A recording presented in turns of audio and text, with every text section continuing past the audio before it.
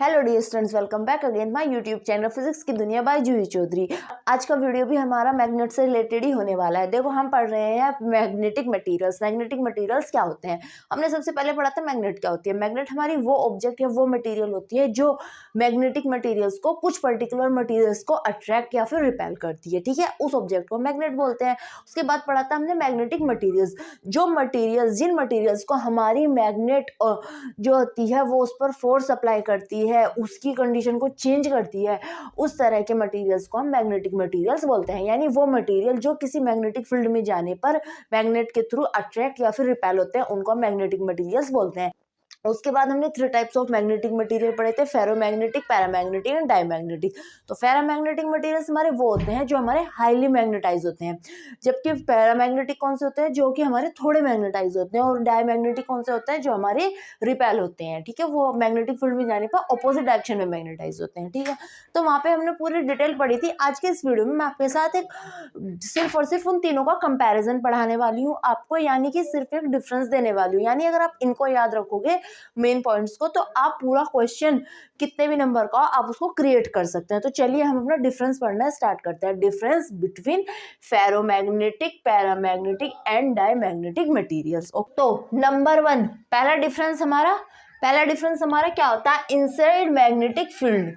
किसी भी magnetic field के अंदर जाने पर हमारे फेरोमैग्नेटिक, पैरामैग्नेटिक और डायमैग्नेटिक मटेरियल्स कैसे बिहेव करते हैं। देखो, फेरोमैग्नेटिक मटेरियल्स क्या होते हैं? जो हमारे मैग्नेट को ज्यादा अट्रैक्ट करते हैं। ठीक है, पैरामैग्नेटिक अट्रैक्ट तो करते हैं बट वीकली अट्रैक्ट करते हैं, और डायमैग्नेटिक जो हमारी मैग्नेट को रिपेल करते हैं। ठीक है, तो अगर हम उनको मैग्नेटिक फील्ड के अंदर लेके जा रहे हैं तो फेरोमैग्नेटिक मटेरियल क्या होंगे, हमारे लार्ज मैग्नेटाइज हो जाते हैं, वो बहुत ज्यादा मैग्नेटाइज हो जाते हैं। यानी कि अगर हम उस मैग्नेट को भी वहां से रिमूव कर लेते हैं, मैग्नेटिक फील्ड को, और उनकी किसी भी पोजीशन में, किसी कंडीशन में चेंज नहीं करते हैं, तो ferromagnetic material as a magnet work करते हैं। जबकि जो हमारे पैरामैग्नेटिक मटेरियल होते हैं वो वीक मैग्नेटाइज या फिर स्मॉल मैग्नेटाइज होते हैं। यानी कि जैसे ही हम वो मैग्नेटिक फील्ड रिमूव करते हैं वहां से, वो तुरंत डीमैग्नेटाइज हो जाते हैं। जबकि डायमैग्नेटिक मटेरियल क्या होते हैं? Weakly reverse magnetise.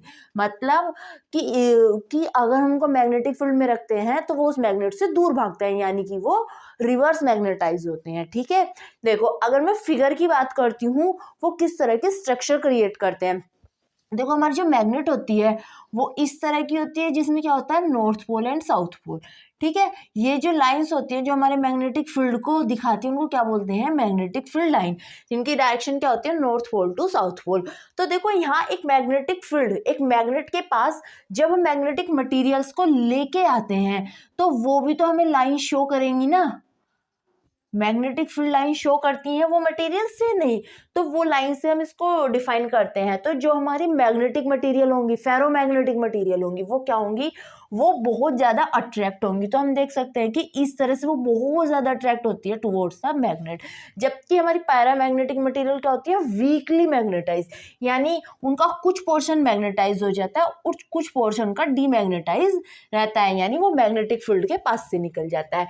जब कि डायमैग्नेटिक मटेरियल क्या हो रही है? हमारे रिवर्स मैग्नेटाइज, यानी जैसे इनको मैग्नेट के पास ला रहे हैं, क्या कर रही है? मैग्नेट से दूर भाग रही है।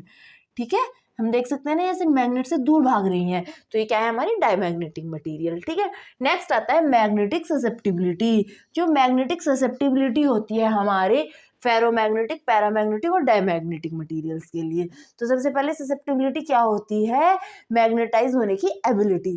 ठीक है, तो जो हमारे फेरोमैग्नेटिक होती है उनके लिए होती है पॉजिटिव एंड हाई, यानी उनकी जो होती है मैग्नेटाइज होने की जो एबिलिटी होती है वो बहुत ज्यादा होती है।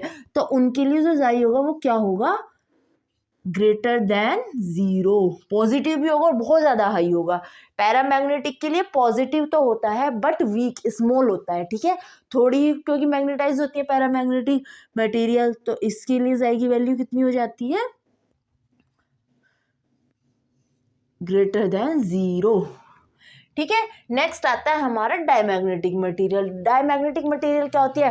रिवर्स मैग्नेटाइज, तो यानी यहाँ पे जो होगी हमारी ससेप्टिबिलिटी वो क्या होगी? नेगेटिव। ठीक है, तो ये क्या होती है? Negative and small. नेगेटिव होंगी और 0 से छोटी।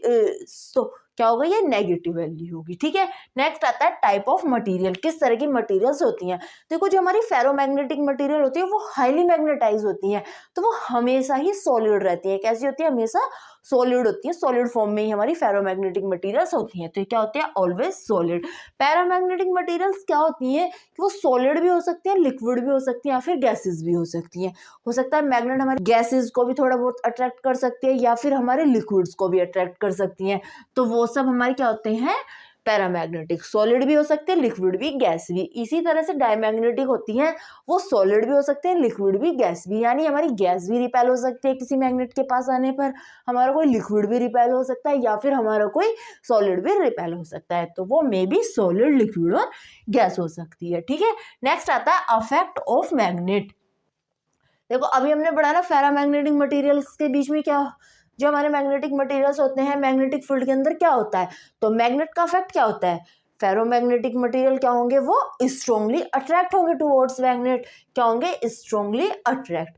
पैरामैग्नेटिक क्या होंगे, वीकली अट्रैक्ट, जबकि डायमैग्नेटिक क्या होंगे, कंप्लीटली रिपेल, वीकली रिपेल होंगे। ठीक है, जो ये रिपल्शन होता है ना बहुत ज्यादा वीक होता है, नॉर्मली अगर हम स्पीड से करते हैं तो ये फील भी नहीं होता। ठीक है, नंबर 5 इनके बीच डिफरेंस क्या है, ये हमारी परमानेंट मैग्नेट बना सकती हैं। कैसे बना सकती है परमानेंट मैग्नेट, देखो जब मैंने आपको फेरोमैग्नेटिक मटेरियल्स पढ़ाए थे तो क्या बताया था, उनके जो डोमेन्स होते हैं वो एक पर्टिकुलर डायरेक्शन में शिफ्ट हो जाते हैं। ठीक है, और क्या होता है, वो तब तक चेंज नहीं होते डोमेन्स उनके, जब तक कि क्या नहीं होता है, उनकी शेप को चेंज ना किया जाए। तो यानी कि इस तरह के ऑब्जेक्ट्स को अगर हम एक ही स्पेस पर काफी टाइम पर एक ही प्लेस पर रखते हैं तो वो एक परमानेंट मैग्नेट का वर्क कर सकती हैं।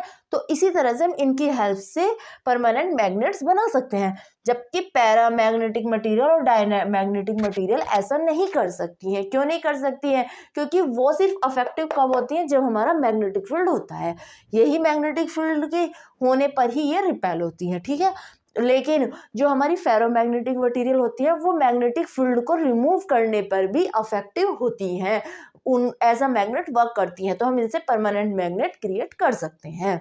नेक्स्ट डिफरेंस क्या होता है, जो फेरोमैग्नेटिक मटेरियल्स होती है उनके अंदर क्या होता है, हमारे अनपेयर्ड इलेक्ट्रॉन्स, एटम्स के अंदर more than one unpaired electron होते हैं, क्योंकि वो अनपेयर्ड इलेक्ट्रॉन ही तो हमारे डोमेन्स क्रिएट करते हैं। हमने पढ़ा था ना कि वो इस तरह से इलेक्ट्रॉनों के मोशन की ही वजह से हमारा जो उनकी डायरेक्शन निकल के आती है नॉर्थ साउथ पोल। ठीक है ना, आप वीडियो में देखना आपको याद आ जाएगा। ठीक है, वही हमारे पैरामैग्नेटिक मटेरियल्स होते हैं, उनके अंदर क्या होता है, एटम्स के अंदर इलेक्ट्रॉन होते हैं अनपेयर्ड।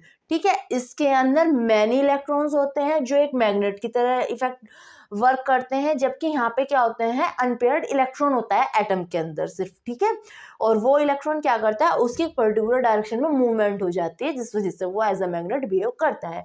जबकि डायमैग्नेटिक मटेरियल्स के अंदर क्या होता है, पेयर्ड इलेक्ट्रॉन होते हैं, सारे इलेक्ट्रॉन पेयर्ड होते हैं, तो इसलिए उनका जो नेट मैग्नेटिक फील्ड होगा वो जीरो हो जाता है, और जबकि एक्सटर्नल मैग्नेटिक फील्ड में आने पर ये रिपेल हो जाते हैं। ठीक है, नेक्स्ट आता है हमारा क्यूरी टेम्परेचर।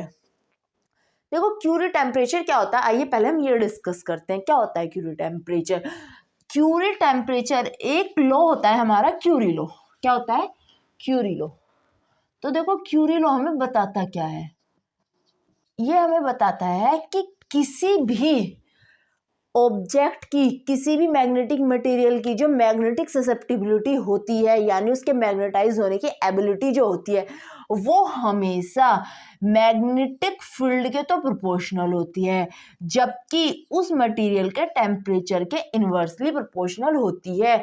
यानी कि किसी ऑब्जेक्ट की को जितने ज़्यादा मैग्नेटिक फील्ड के अंदर प्लेस करते हैं, जितना ज़्यादा मैग्नेटिक फील्ड होगा वो उतनी आसानी से मैग्नेटाइज हो जाएगा, जबकि जितना ज़्यादा हम टेम्परेचर इंक्रीज करते हैं उस ऑब्जेक्ट की, उस मटेरियल की मैग्नेटाइज होने की एबिलिटी उतनी ही कम हो जाती है।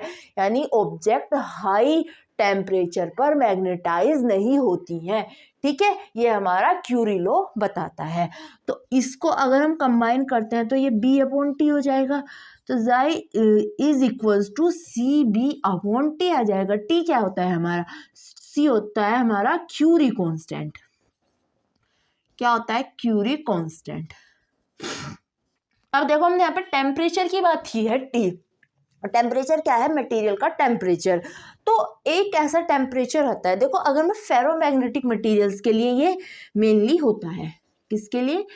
फेरोमैग्नेटिक मटेरियल्स जो होती हैं हमारी, क्या होता है? वो स्ट्रॉन्ग मैग्नेटाइज होती हैं। तो फेरोमैग्नेटिक मटेरियल्स को का अगर हम टेम्परेचर कंटिन्यू इंक्रीज करते जाते हैं तो उनके जो मैग्नेटाइज होने की एबिलिटी है ना, वो डिक्रीज होती जाती है, ठीक है। और एक टेम्परेचर ऐसा आता है जिसके बाद हमारी फेरोमैग्नेटिक मटेरियल फेरोमैग्नेटिक ना होके क्या हो जाती है? पैरामैग्नेटिक हो जाती है। तो the temperature at which ferromagnetic material become paramagnetic is known as Curie temperature. क्या बोला जाता है इसको? Curie temperature.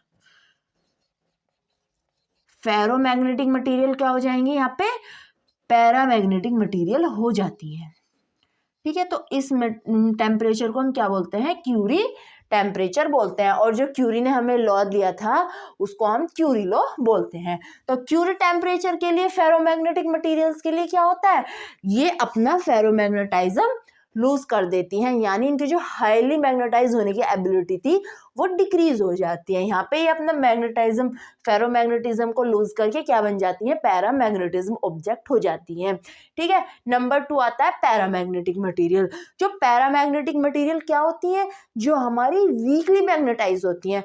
तो अगर हम उनका टेम्परेचर बढ़ाते हैं ना तो वो रैंडमली मोशन करने लगते हैं, यानी जो उसके अंदर के जो हमारे एटम्स होते हैं, इलेक्ट्रॉन्स होते हैं, वो रैंडमली मूव करने लगते हैं, वो कंप्लीटली डीमैग्नेटाइज हो जाती है। जबकि डायमैग्नेटिक मटेरियल्स पर क्यूरी टेम्परेचर या फिर टेम्परेचर का कोई भी इफेक्ट नहीं पड़ता है, यानी diamagnetic material is independent to temperature होती है, ठीक है। अगर मैं इसके एग्जांपल्स की बात करती हूँ तो फेरोमैग्नेटिक मटेरियल्स के एग्जांपल्स क्या क्या होते हैं? देखो फेरोमैग्नेटिक मटेरियल के एग्जांपल होते हैं आयरन, निकिल, कोबाल्ट, ठीक है। ये इस तरह की मटेरियल है जो हमारी हाईली मैग्नेटाइज होती हैं। लेकिन अगर हम इनको क्यूरी टेम्परेचर पर ले जाएं, इन मटेरियल्स के टेम्परेचर को इंक्रीज कर दें, तो क्या होता है? ये हमारी पैरामैग्नेटाइज हो जाती है, यानी अब ये वीक मैग्नेट बन जाती हैं। देखो आयरन के लिए जो होता है ना हमारा क्यूरी टेम्परेचर, वो कितना होता है? वो होता है हमारा 1043 डिग्री केल्विन, ठीक है। यानी अगर हम आयरन का टेम्परेचर इससे ज़्यादा इंक्रीज करते हैं तो वो क्या हो जाएगी? पैरामैग्नेटिक। उसके बाद वो मैग्नेट नहीं रहेगी, ठीक है।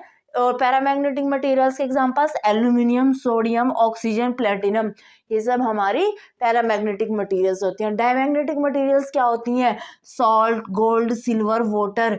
अगर वाटर के पास मैग्नेट आती है तो वाटर रिपेल होता है, आप ये एक्सपेरिमेंट करके देखिएगा, ठीक है। तो ये सब हमारी क्या होती हैं?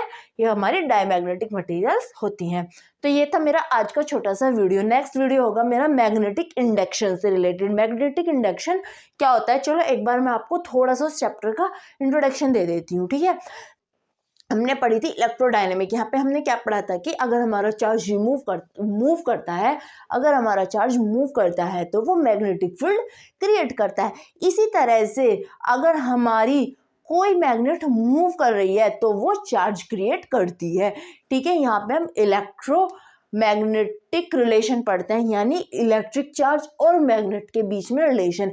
जिस तरह से हमारा moving charge magnetic field create करता है, इसी तरह से हमारी मूविंग मैग्नेट भी इलेक्ट्रिक फील्ड क्रिएट कर सकती है। तो मैग्नेटिक इंडक्शन उसी पे बेस है। कंप्लीट मोस्ट इंपॉर्टेंट चैप्टर, ध्यान से पढ़िएगा। तो मैं अपनी नेक्स्ट वीडियो इलेक्ट्रोमैग्नेटिक इंडक्शन से रिलेटेड लेके आने वाली हूँ, बट उसके लिए आपको चैनल को सब्सक्राइब करना पड़ेगा ताकि वीडियो आते ही आपको तुरंत नोटिफिकेशन मिल जाए। तो आज का वीडियो मेरा बस इतना ही। नेक्स्ट वीडियो के लिए like share and subscribe my YouTube channel physics की दुनिया by Juhi Chaudhary. Thank you so much for watching my video.